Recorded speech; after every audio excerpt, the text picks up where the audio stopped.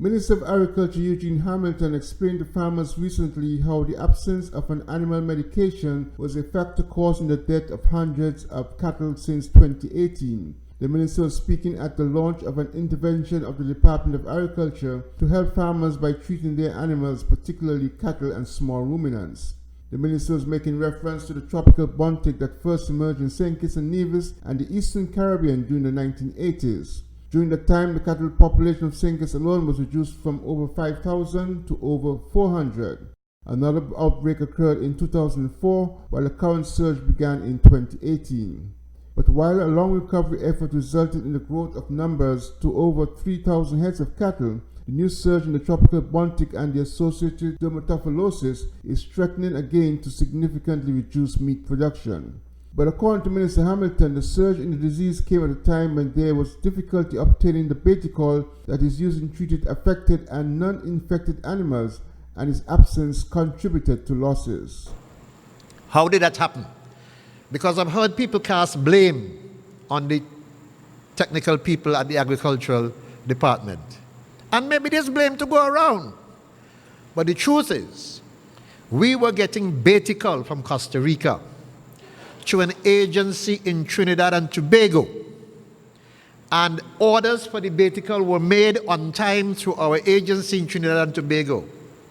And for months, they provided no Bayticol without informing this country and other neighboring countries, including Antigua and Nevis, without informing them that they were not getting Bayticol because of some change of franchise or something like that.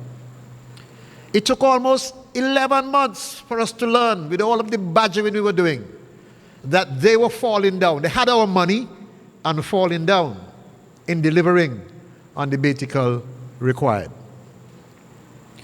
We didn't have any money in the budget. I spoke about budget before. So we had to scramble to try to get Bayticol from other sources when we did understand what was happening. Bayticol out of the United Kingdom, 4 times the cost of what you're buying it for from Costa Rica. Bayticol from France, where we ended up getting it from, another 4 times the cost of what we were buying it for. So can you imagine that a liter of Bayticol, which was normally at $100 or somewhere thereabout, went to $400. What should the government do? And the government made a decision to bring it in anyway and offered it, I think was the highest, was $150 we were offering it for. But we've gone a step further. That is why we are here. That is the principal reason why we are here.